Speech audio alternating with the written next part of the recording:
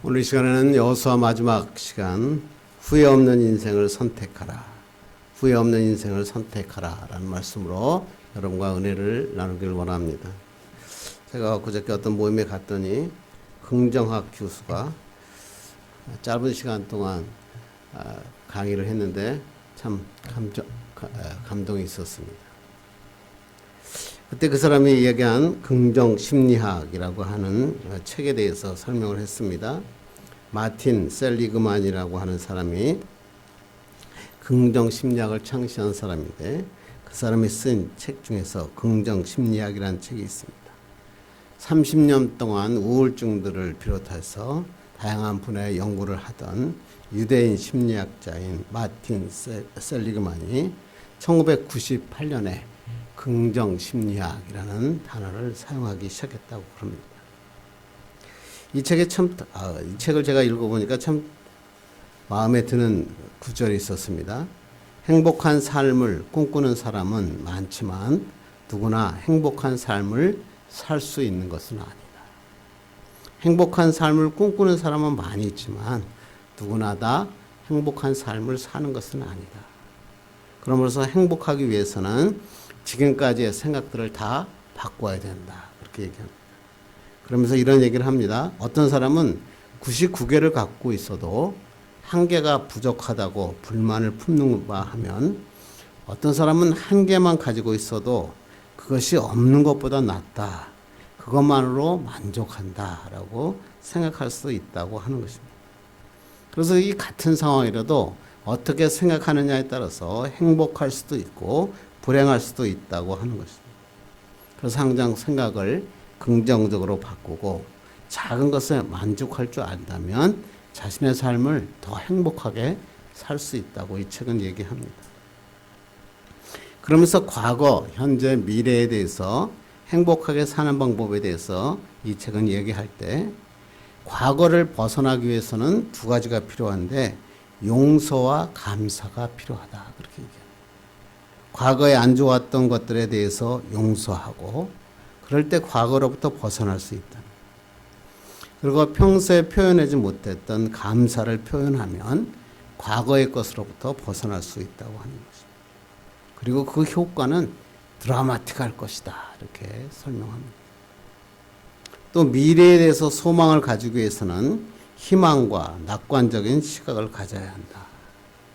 미래는 현재보다 반드시 더 좋아질 것이다 라는 낙관적인 생각을 가지고 희망적으로 미래를 바라볼 때 미래에 소망 있는 삶을 살 수 있다 이렇게 얘기합니다. 그리고 현재의 행복은 감성적인 기쁨과 만족으로 얻을 수 있는데 감성적인 기쁨은 일시적이고 중독적이기 때문에 이것을 갖다가 쾌락이라 이렇게 얘기합니다. 그러면서 이 감성적인 기쁨은 반드시 조절할 필요가 있는데 왜냐하면 이 쾌락은 계속적으로 더 많은 것을 요구하기 때문에 그렇고 이 쾌락을 추구하다 보면 결국은 우울증을 걸리게 된다라고 합니다. 그리고 현재의 삶에서의 만족이라고 하는 것은 자기가 보람을 느끼고 몰입할 것이 있을 때 사람은 만족할 수 있다고 하는 거죠. 그래서 현재 행복하기 위해서는 반드시 내가 정말 보람 있다고 생각하는 일, 거기에 몰입할 수 있는 시간이 많아지면 행복하게 살 수 있다라고 얘기합니다.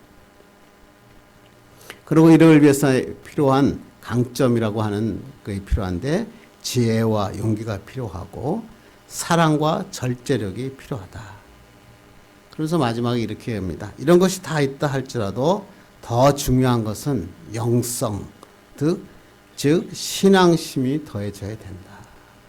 신앙적인 삶을 살 때 더 의미 있는 삶을 살 수 있고 신을 향해 자기의 삶의 궁극적인 목표로 삶을 때 숭고한 삶을 살 수 있다라고 이 책은 얘기하고 있는 것입니다.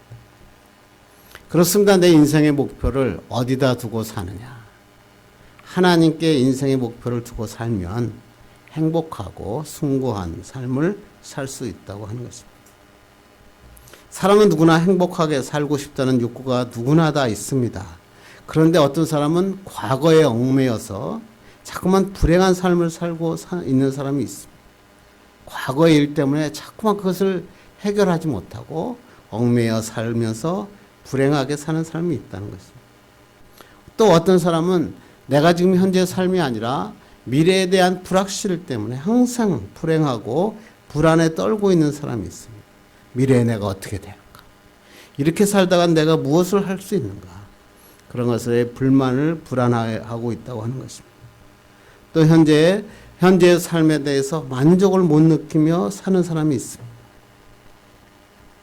그러므로 이러한 삶에서 제일 중요한 것은 이러한 삶을 어떻게 하면 행복한 삶으로 바꿀 수 있는가 하는 것은 굉장히 중요합니다.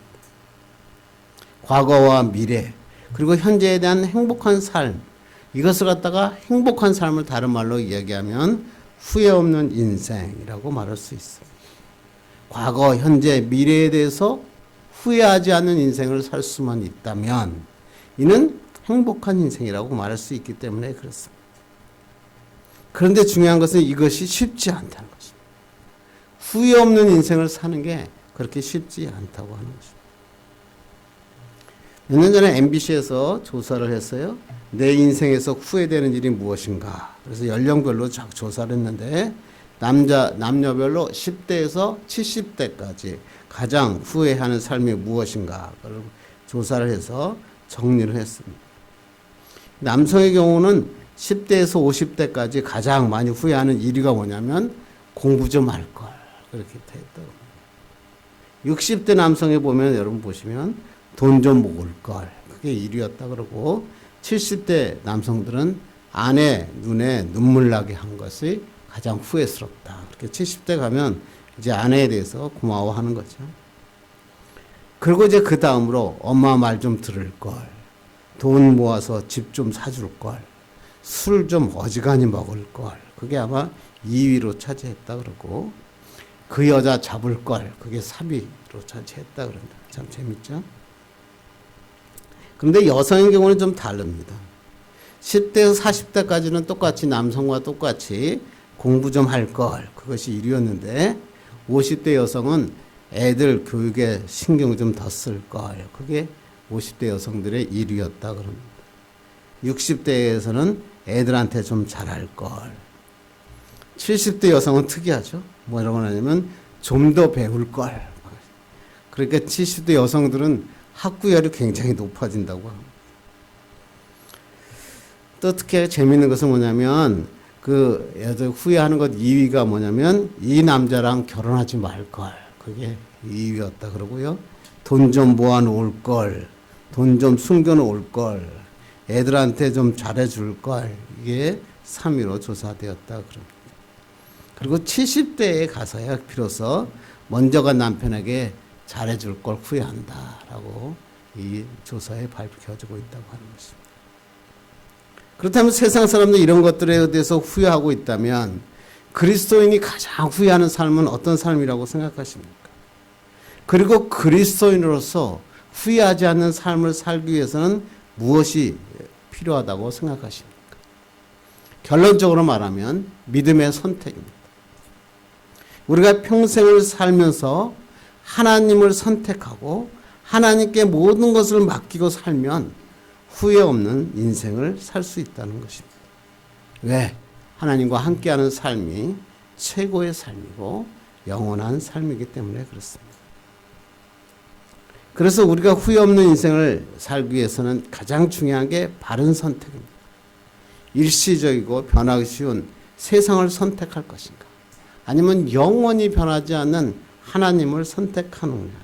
그거에 따라서 후회하는 인생을 살 것인지 후회하지 않는 인생을 살 것인지가 결정된다는 것입니다. 그래서 여러분은 너무나 잘 아는 사르트르라고 장폴 사르트르가 인생은 B와 D 사이의 C다 이렇게 말을 했죠. 유명한 말이죠. 인생은 태어나면서 birth, B, 죽을 때까지 death 사이에 C는 뭐야? 선택이다. 그러니까 인생은 태어나면서 죽을 때까지 어떤 것을 선택하느냐에 따라서 그것을 살아가는 것이 인생이다. 이렇게 얘기합니다.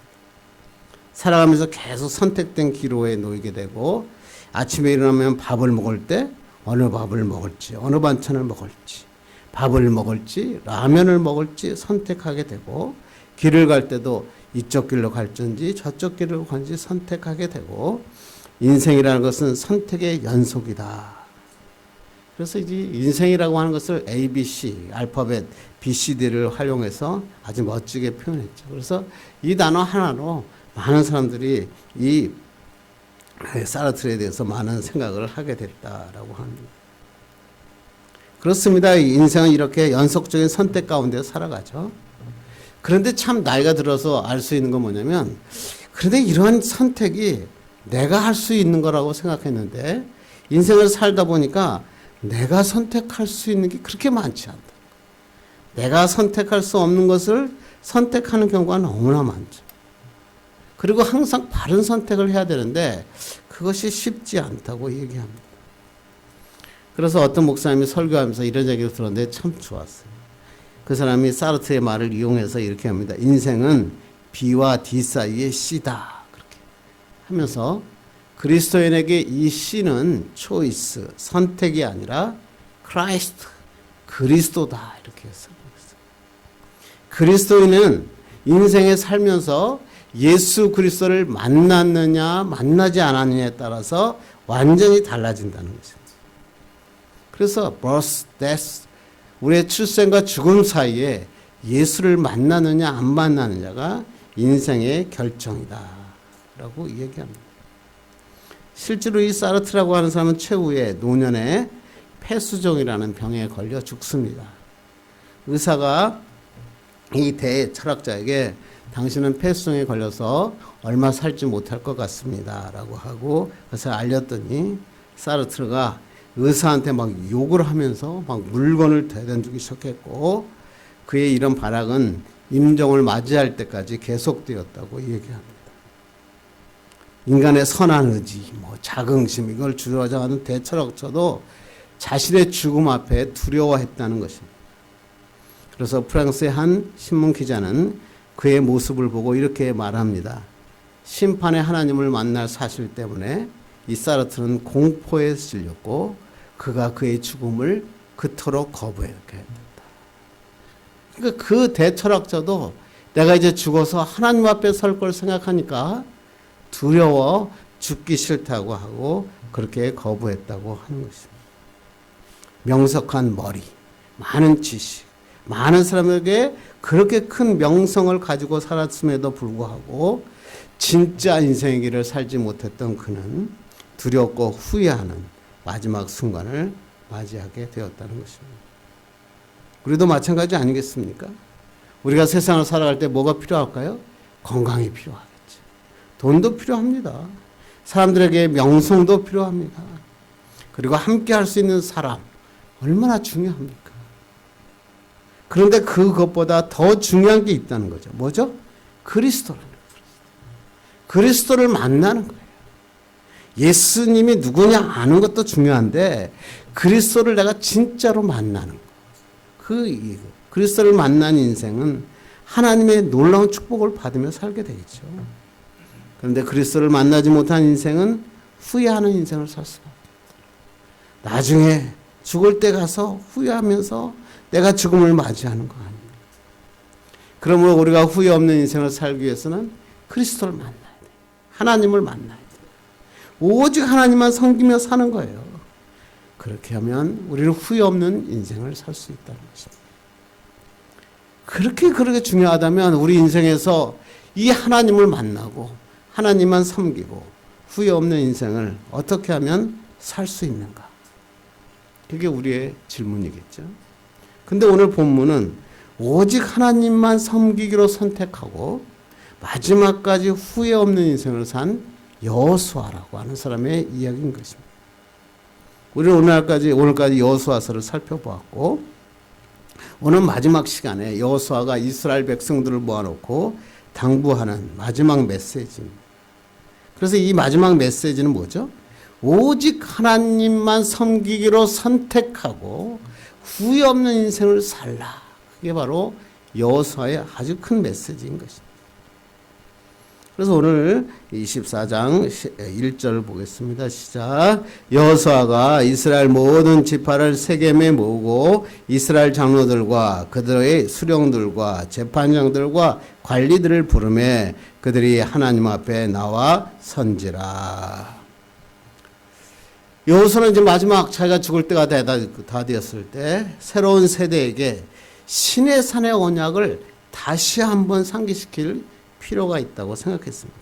그래서 그는 이스라엘 모든 지파를 세겜에 모읍니다. 이스라엘의 장로, 수령, 재판장, 관리들을 하나님 앞에 서게 했습니다. 여러분 너무나 잘 알듯이 이스라엘의 그중 여호수아가 모이게 한 이 세겜 성읍은 이스라엘 민족 역사에서 아주 중요한 의미를 갖고 있는 장소입니다. 아브라함이 가나안을 처음 들어갈 때 처음으로 제단을 세운 것이 세겜 땅이었어요. 그리고 야곱이 하란에서 돌아올 때 세겜의 아버지 하몰의 아들로부터 땅을 사서 거기서 제사를 드렸는 제단을 쌓았는데 그것이 바로 세겜 땅입니다.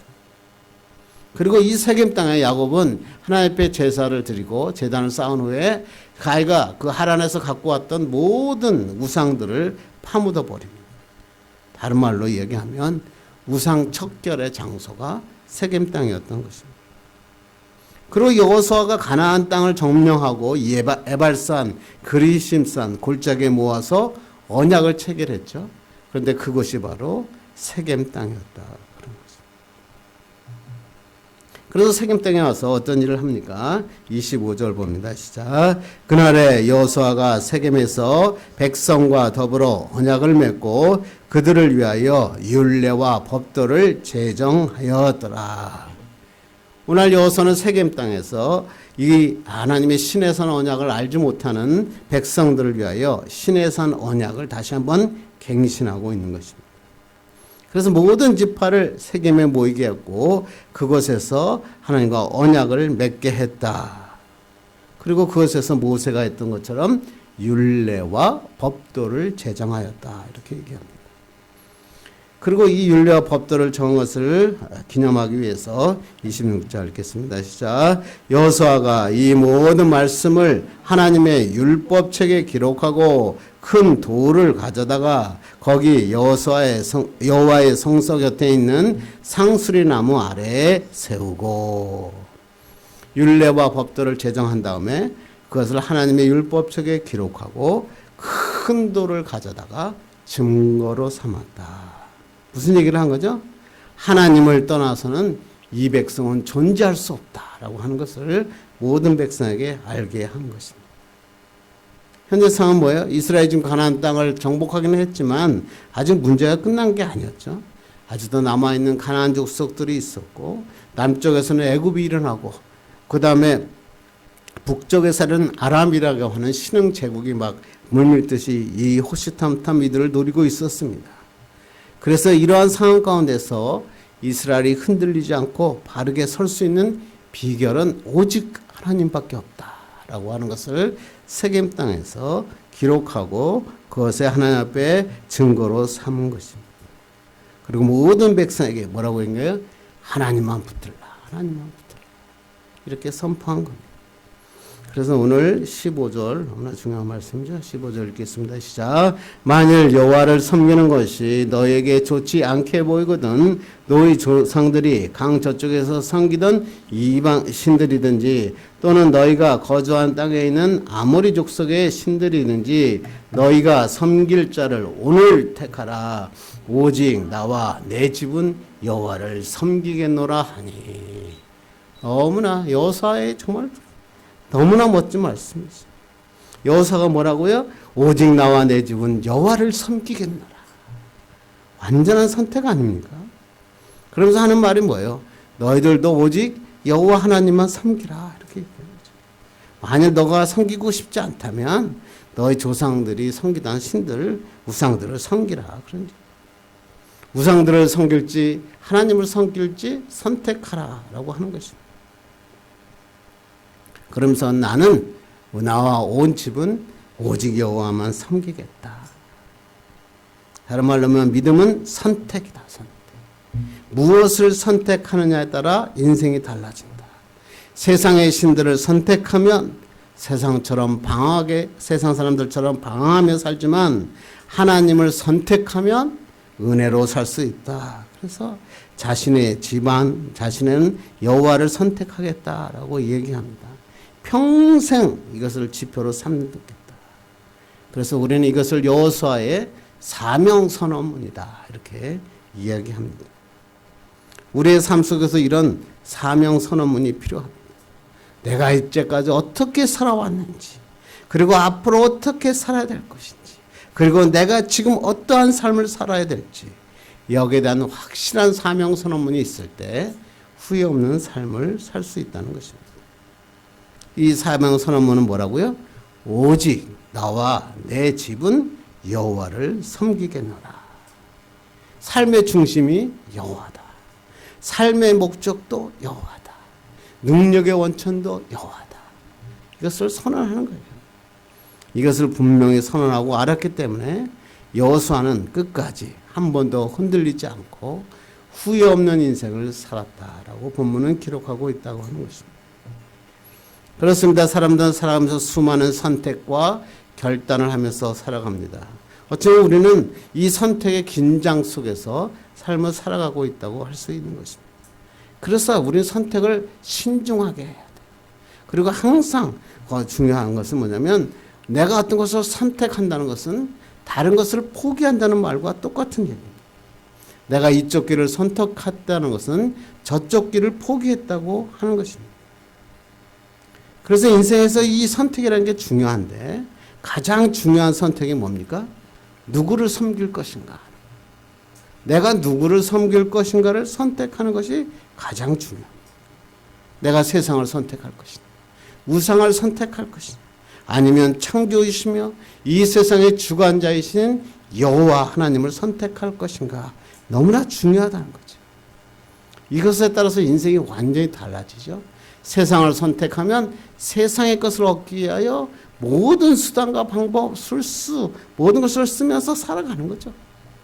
그러나 하나님을 선택하면 하나님이 기뻐하시는 삶, 하나님이 원하시는 삶을 살아가는 거죠. 그래서 결론은 다르죠. 하나는 후회하는 삶을 사는 거고 하나는 후회 없는 삶을 사는 것입니다. 그래서 제가 이게 후회 없는 인생이라고 정해놓고 인터넷을 찾아보니까요. 노래가 하나 있어요. 성탁이라고 하는 남자인데 뭐 누군지도 잘 모르겠지만 후회 없는 인생이라고 하는 트로트 노래가 있더라고요. 이 노래 가사가 이렇더라고요. 비가 오면 오는 대로 바람 불면 부는 대로 그렇게 살았습니다. 인생이란 내 뜻대로 되지 않는다는 것 그것도 알았습니다. 그러면서 후렴구가 뭔지 아세요? 아 인생이란 팔자대로 사는 거란다. 후회 없이 사는 거란다. 현대인의 생각을 그냥 이 가사에서 다 알 수 있어요. 팔자대로 사는 인생이 후회 없는 인생이라는 거예요. 여러분 어떻게 생각하십니까? 팔자대로 사는 인생이 후회 없는 인생이라고 생각하십니까? 후회 없는 인생은 팔자대로 사는 인생이 아닙니다. 오직 하나님만 섬기고 하나님의 은혜 아래 축복의 삶을 사는 것. 그것이 후회 없는 인생이라고 하는 것입니다. 그렇다면 우리가 후회 없는 인생, 오직 여호와만 섬기는 하나님의 축복의 삶을 살기 위해서는 무엇이 필요합니까? 그것을 알아야죠. 우리 어떤 명제를 알고 나면 반드시 그것을 어떻게 하면 이룰 수 있는가? 성경은 우리에게 항상 제시하고 있기 때문에 그렇습니다. 우리가 후회 없는 삶을 살기 위해서는 첫째, 하나님의 은혜를 깨달아야 됩니다. 우리가 일평생 하나님만 섬기고 후회 없는 삶을 살기 위해서는 가장 먼저 하나님의 은혜를 깨달아야 됩니다. 하나님의 은혜를 깨닫지 못하고서는 절대로 하나님을 바르게 섬길 수 없죠. 그래서 오늘 여호수아의 얘기를 잘 들어봅시다. 3절 보겠습니다. 시작. 내가 너희의 조상 아브라함을 강 저쪽에서 이끌어내어 가나안 온 땅에 두루 행하게 하고 그의 씨를 번성하게 하려고 그에게 이삭을 주었으며. 세겜의 온 이스라엘 백성을 다 모아난 다음에 여호수아는 아예 그냥 성경을 처음부터 끝까지 한번 관통합니다. 그리고 이스라엘 백성에게 아브라함으로 비롯한 이스라엘의 역사를 간략하게 얘기하면서 하나님께서 오늘 뭐라고요? 아브라함에게 특별한 은혜를 베푸셔서 그를 이끌어내어서 약속의 땅 가나안 땅으로 인도하셨고 그에게 이삭을 주어 씨를 번성하게 하셨다. 다시 쉽게 말하면 뭐야? 하나님이 아브라함에게 놀라운 은혜를 베푸셨다. 이렇게 얘기합니다. 그러고 난 다음에 5절 한번 보겠습니다. 시작. 내가 모세와 아론을 보내었고 또 애굽에서 재앙을 내렸나니 곧 내가 그들 가운데 행한 것과 같고 그 후에 너희를 인도하여 내었노라. 아브라함 얘기를 하고 난 다음에 모세를 통해서 이스라엘 백성을 430년 동안 애굽의 포로에 있었던 애굽에서 너를 구원하여서 그리고 하나님께서 너희들의 그 이스라엘이라는 나라를 세우게 하신 것이 하나님의 은혜다. 그리고 난 다음에 현재 이야기를 합니다. 11절 봅니다. 시작. 너희가 요단을 건너 여리고에 이른즉 여리고 주민들과 싸우기로 내가 그들을 너희 손에 넘겨 주었으며 모세를 여호와를 지도자로 세우신 여호와께서 요단강을 건너 여리고에 이르게 하셨고 이스라엘 대적들을 전부 다 그의 손에 붙이셔 승리하게 하셨다. 그런 얘기 아닙니까? 이스라엘의 모든 역사 가운데 승리하며 여기까지 온 것은 뭐다? 하나님의 은혜다. 우리의 힘이나 능력으로 산 것이 아니라 전적으로 하나님의 은혜로 이루어진 것을 너희들은 깨달아야 된다. 이렇게 사람들은 모아놓고 마지막으로 이야기하는 것입니다. 그러니까 여호수아는 지금 이런 얘기를 하는 거예요. 하나님이 어떠한 기적적인 방법으로 우리를 인도하셨느냐 거기에 중점을 두는 것이 아니라 하나님의 은혜로 오직 하나님의 은혜로 이스라엘 백성의 가나안을 이끌고 있었고 하나님의 은혜 아니면 살아갈 수 없다. 그걸 강조한 거예요. 사람들은 자꾸만 여기에 뭐 하나님의 어떤 기적적인 은혜냐 이런 게 중요한 게 아니라 하나님의 은혜 없이는 우리가 여기까지 올 수 없었다 이런 거죠. 우리 인생도 마찬가지 아닐까요? 하나님의 은혜 아니면 살아갈 수 없는 거죠. 지금까지 살아온 것도 하나님의 은혜고 앞으로 살아갈 것도 하나님의 은혜고 하나님의 은혜 아니면 살 수 없죠. 그러니까 우리는 먼저 누구를 선택해요? 하나님을 선택해요. 이 모든 것은 하나님의 은혜를 깨달아야 돼요. 우리의 힘, 우리는 연약하고 아무것도 할 수 없지만 하나님의 은혜가 임할 때 능치 못난 삶이 되고 없는 사람이 되고 거침없는 삶, 후회 없는 삶을 살 수 있다라고 얘기합니다. 그런데 많은 사람들은 거꾸로 세상을 의지하며 살죠. 주의 일을 하는 사람들 중에서도 주의 일을 하는데 이런 거예요. 아유, 우리 교회에 어떤 능력 있는 사람이 있는가. 나와 함께 하는 사람이 그 어떤 사람이 그 사람이 어떤 사람인가 능력 있는 사람이 있는지 자꾸만 헤아립니다. 그리고 또 사람들이 뭐라고 말하는지 초점을 맞춥니다. 하나님의 일을 하는 사람도 심지어 하나님이 뭐라고 말하는지 거기에 주어점을 두지 않고 사람들이 뭐라고 말하는지 그렇게 일하다 보니까 열매도 없고 오래가지도 못하죠. 그래서 하나님의 일을 그렇게 죽도록 했는데 마지막에 후회하는 삶을 사는 많은 사람들을 우리가 볼 수 있어요. 그리고 또 제가 많이 보니까 그렇게 믿고 의지했던 사람들로부터 배신당하는 것을 수도 없이 겪으면서 하나님 일을 하는 것을 우리가 보게 됩니다. 그렇습니다. 하나님의 은혜를 깨닫고 하나님의 은혜를 체험한 사람은 절대로 사람을 의존하지 않습니다. 오직 하나님만 봅니다. 지금 가지고 있는 것이 무엇인가 연연해하지 않습니다. 왜요? 하나님이 함께 하시니까. 하나님이 채워주실 것이니까. 그리고 아무리 수고해도 자랑하지 않습니다. 왜? 하나님의 은혜에 비하면 나의 수고는 아무나 초라하기 때문에 그렇습니다. 그래서 사도 바울이 이렇게 얘기하잖아요. 고린도전서 15장 10절 봅니다. 시작. 그러나 내가 나된 것은 하나님의 은혜로 된 것이니 내게 주신 그의 은혜가 헛되지 아니하여 내가 모든 사도보다 더 많이 수고하였으나 내가 한 것이 아니요 오직 나와 함께 하신 하나님의 은혜로라. 멋지죠, 멋지죠. 사도 바울만 그렇게 많은 일을 한 사람이 있어요. 그 많은 고난을 받았고 많은 교회를 개척했어요. 그런데 성경 어디를 찾아봐도요, 사도 바울은 자신이 당한 고난 때문에 후회하거나 자신이 이룬 업적을 자랑하지 않았습니다. 사도 바울은 뭐예요? 이 모든 것이 하나님의 은혜다. 감사하고 있는 거죠. 나 같은 죄인이 하나님의 은혜로 그리스도의 은혜로 이방인의 사다가 되고 하나님의 은혜를 할 수 있게 하신 것 너무 감사하다. 이걸 바로 은혜의 체험이라 그래요. 마찬가지로 우리 살아갈 때 많은 고난을 당하기도 하고 뜻하지 않는 어려움을 당하기도 해요. 생각할 걸 수도 있고 생각하지도 않은 어려움이 오기도 하죠. 이때 중요한 것이 뭐예요? 하나님의 은혜를 기억하는. 그리고 이 하나님의 은혜에 감사하는. 그리고 하나님께서 날 지켜달라고 하나님의 은혜를 간구하는 것. 그게 인생이라는 거죠. 이렇게 하나님의 은혜를 깨닫고 감사하며 앞으로 베푸실 은혜를 기대하며 간구하며 살 때 우리는 오직 하나님만 섬기고 후회 없는 삶을 살 수 있는 것입니다.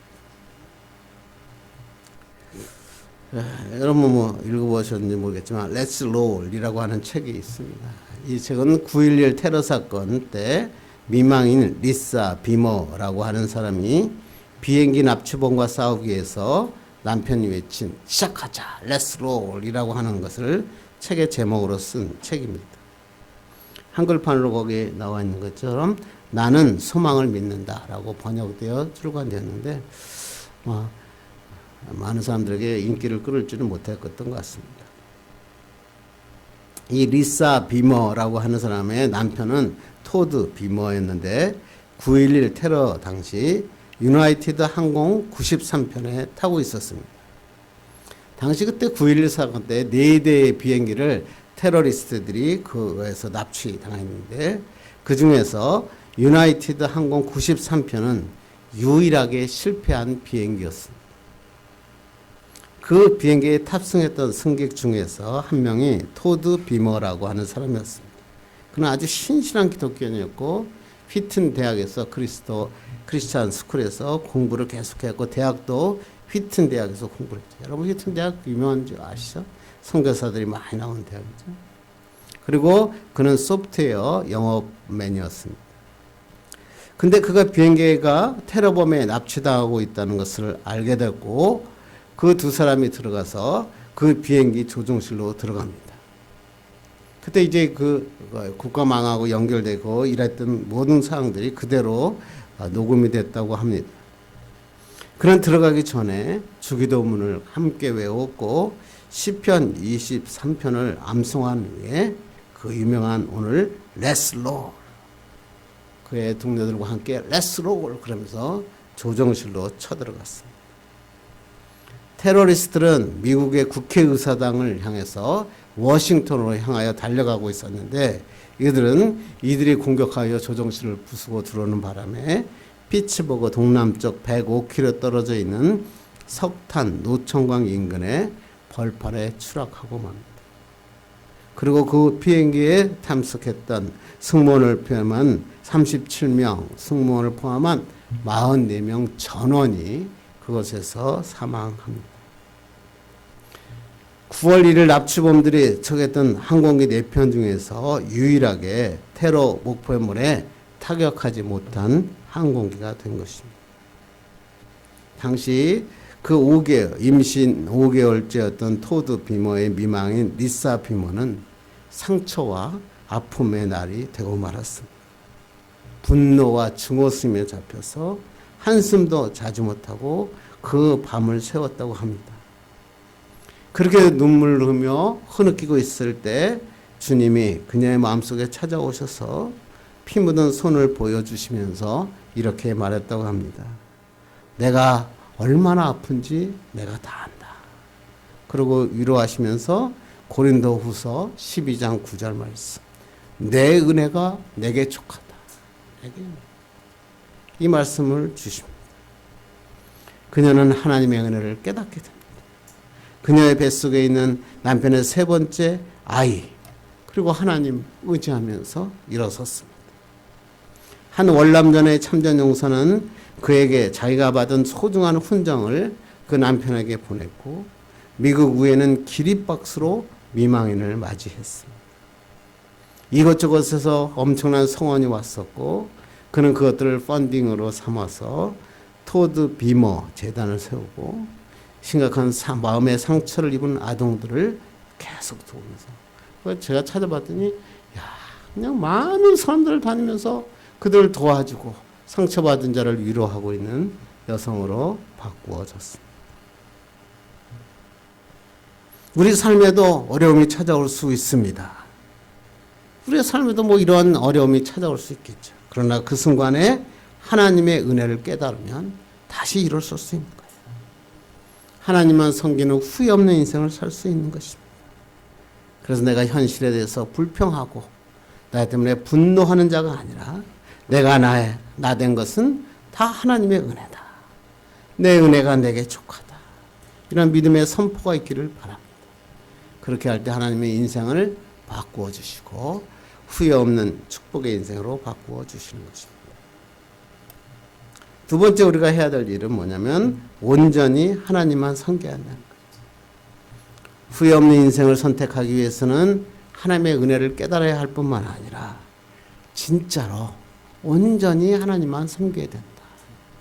그게 오늘 14절에 그 말씀이 있는 거죠. 14절 읽겠습니다. 시작. 그러므로 이제는 여호와를 경외하며 온전함과 진실함으로 그를 섬기라. 이제는 여호와를 경외하며 온전함과 진실함으로 그를 섬기라. 하나님을 섬기기 위해서는 세 가지가 필요하다 이런 얘기죠. 첫째가 뭐라고요? 여호와를 경외하며 섬겨라. 경외하다는 말이 두렵고 떨리는 마음으로 경배한다. 그런데 만물을 창조하셨을 뿐만 아니라 우리를 사랑하셔서 예수 그리스도를 우리에게 주신 하나님의 사랑을 생각하는 거예요. 그러니까 항상 두렵고 떨리는 마음으로 경배하지 수 없는 거죠. 그래서 우리 그리스도인은 하나님을 경외하는 마음을 가질 때 가장 기쁨이 찾아온다는 거죠. 그래서 성경을 보면 하나님을 경외하는 자는 하나님께서 모든 원수의 손에서 건져주시고 복을 주십니다. 그런 약속들이 그냥 계속 기록되어 있는 게 성경입니다. 그래서 하나님을 경외하는 자는 절대로 실패하지 않습니다. 축복의 인생을 살 수 있는 것입니다. 두 번째는 뭐예요? 온전함으로 섬겨야 한다. 온전함이란 말을 원어를 찾아보니까 탐임이라는 말인데 흠도 없는 전부 온 마음 전체를 드린다 이런 뜻이에요. 개역개정에서는 성실함 이렇게 번역을 하니까 조금 의미가 안 닿았는데 이번에 개역개정에서는 온전함으로 섬겨라 그랬어요. 우리가 하나님을 예배하고 섬기기 위해서는 온 마음으로 내 가진 최고의 것을 드리며 예배하라 이런 얘기죠. 우리 마음의 일부는 하나님을 섬기고 일부는 세상을 섬기면서 교회에 나와서 예배하지 말라 그런 얘기죠. 우리 세대는 어떤 세대입니까? 어머니가 헌금 드리려고 다리미로 돈을 다려가지고 저희 어머님도 그랬어요. 성경책에다 다 껴놨어요. 빳빳한 돈을 뽑아서 거기에 넣었다가 그 다음에 주일날 그걸 갖다 헌금 봉투에 넣고 헌금하는 거예요. 그걸 보면서 우리 신앙생활한 거 아니에요? 요즘 젊은 사람들이 보면 쓸데없는 일인데 그거 그냥 온라인으로 넣으면 되는데 그걸 대레미로 데리고 성경책에 넣고 새 돈이 나오면 성경책에 모아놓을 이유가 뭐가 있습니까? 그러나 그 마음은 어떤 마음을 볼 수 있잖아요. 그 마음이 뭐예요? 온전히 주님만 생각하는 거예요. 많고 적은 거 그게 중요한 게 아니라 온 마음과 정성을 들여 하나님을 섬기는 그 믿음의 축복이 우리에게 이어진 것이다. 이런. 세 번째는 뭐예요? 진실함으로 섬겨라. 진실함은 뭐냐면 성경에 보면 진실이다, 진리다. 하나님과 동행하기 위해서는 거짓으로는 하나님과 동행할 수 없다. 이런 말이에요. 우리가 정말 하나님 앞에 진실함을 하기 위해서는 거짓을 버려야 돼요. 진실된 영, 정직의 영을 달라고 강구해야 돼요. 세상에 살 때 그래서 우리는 거짓된 자로 살아가면 안 돼요. 우리가 사랑 관계에서 가장 기분 나쁠 때가 뭐죠? 상대가 나를 진실하지 않게 대할 때. 나에게 거짓으로 대할 때. 나를 배반할 수도 있지만 또 나에게 꼭 무언가 대가를 바라면서 나를 대할 때 우리는 제일 기분 나쁜 거 아니에요? 이런 관계는 아름다운 열매를 맺을 수 없는 거죠. 여러분 다 보셨죠? 그리고 하나님도 우리를 한 번도 진실되지 않게 대하신 적이 없으신 분이에요. 끝까지 약속을 신실하게 지키시는 하나님이셨습니다. 그러므로 우리는 하나님과 할 때 진실함으로 하나님을 섬길 때 하나님께서 동행하시고 기적을 베풀어 주십니다. 그러면서 14절 또 읽겠습니다. 시작. 너희의 조상들이 강저쪽과 애굽에서 섬기던 신들을 치워버리고 여호와만 섬기라. 여기서는 마지막으로 너희 조상들이 섬기던 우상들을 치워버려야 된다. 치워버리다. 원어가 스루라는 단어인데 쫓아버리다, 던져버리다, 제거하다. 옛날 개혁 성경에서 뭐냐면 제하여 버려라 이렇게 번역을 했어요. 아브라함의 아버지 데라가 메소포타미아 지역에서 섬겼던 그런 신들, 또 애굽에서 섬겼던 태양 신들, 다시 말하면 세상의 신들을 다 제거하라, 던져버려라 그런 얘기죠. 아브라함이 갈대아 우르에 있을 때 하나님께서 아브라함을 부르셨죠. 그들은 유브라테스 강을 건너서 가나안 땅으로 왔어요. 그래서 이스라엘 백성을 히브리인이라 이렇게 부르죠. 히브리인이라는 뜻이 뭐죠? 강을 건넌 자다 이런 뜻이에요. 강을 건넜다는 것은 뭐예요? 세상을 버리고 하나님의 길을 선택했다는 거예요.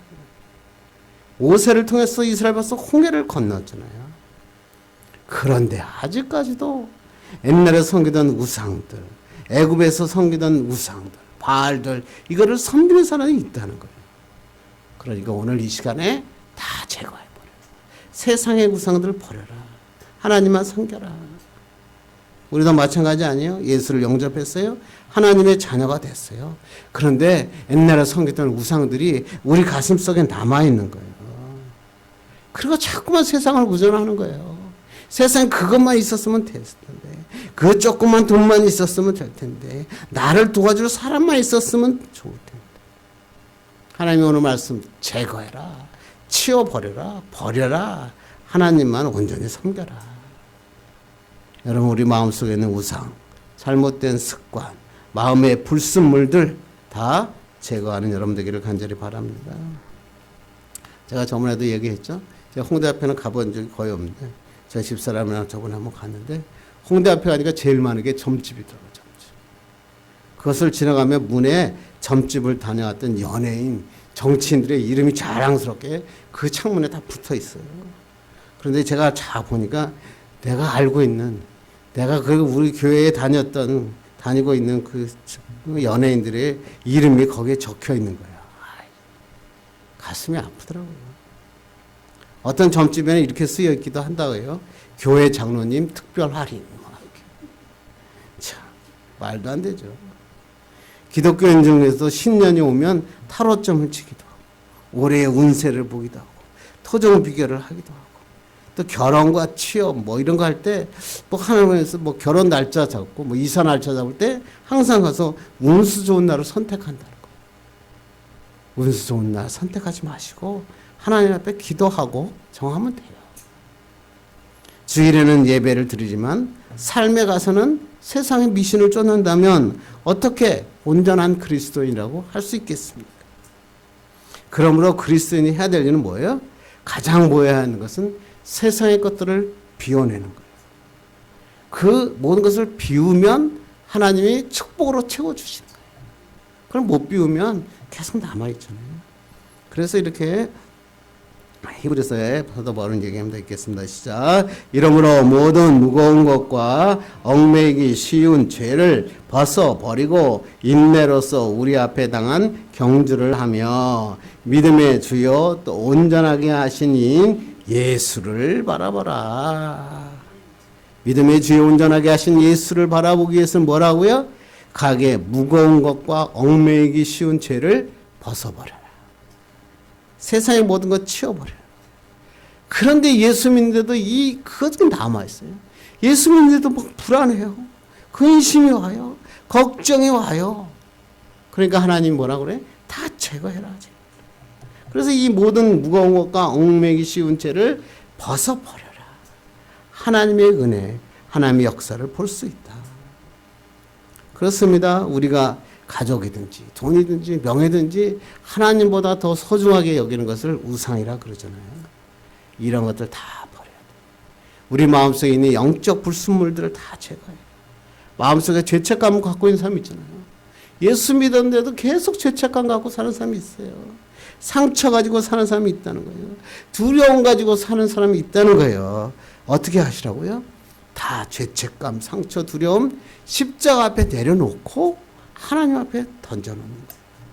내려놓으면 예수님께서 십자가에서 보혈의 능력으로 깨끗하게 허락하여 주신 것입니다. 그렇습니다. 우리가 하나님을 섬기는 후회 없는 삶을 살기 위해서는 하나님의 은혜가 무엇인지 깨달을 뿐만 아니라 영적인 불순물들을 다 제거하고 온전히 하나님만 섬길 때 하나님의 축복의 인생을 살 수 있다고 하는 것입니다. 이제 말씀해 주려고 합니다. 믿음은 선택입니다. 먼저 하나님께서 우리를 선택하셨죠. 우리는 그 하나님의 부르심에 반응해서 세상을 선택하는 것이 아니라 하나님을 선택하기로 살아가는 사람, 그런 사람을 우리가 그리스도인이다, 그렇게 얘기하죠. 그래서 우리가 이렇게 믿음의 선택을 하면 하나님을 선택하고 하나님을 섬기기로 작정하고 나가면 후회 없는 인생을 살 수 있다. 오늘 그런 얘기를 하는 거죠. 그러나 잘못된 선택을 할 때 내가 아무리 많은 것을 가지고 내가 아무리 애를 써도 하나님이 임재하지는 않는 인생, 그 인생은 생명도 없는 인생이에요. 삶의 의미도 없는 껍데기 인생을 살 수밖에 없는 것입니다. 결과적으로 후회하는 인생으로 살 수밖에 없습니다. 정말로 남은 생에 정말 우리가 얼마나 남아있는지 모르지만 후회 없는 하나님의 영광을 위해서 살기를 원한다면, 정말 하나님을 바르게 섬기기를 원한다면 하나님의 은혜를 잊지 마시기 바랍니다. 그리고 그 은혜가 나와 평생 하나님이 함께 하시겠다, 이걸 붙잡는 것입니다. 그리고 영적인 불순물들을 다 제거해야 돼요. 근심, 걱정, 세상의 미신들을 쫓아가던 그런 습관들을 다 버리고 하나님만 바라볼 때 축복의 인생으로 살 수 있는 것입니다. 이런 축복의 사람 되기를 주님의 이름으로 축원합니다. 기도하겠습니다. 하나님 아버지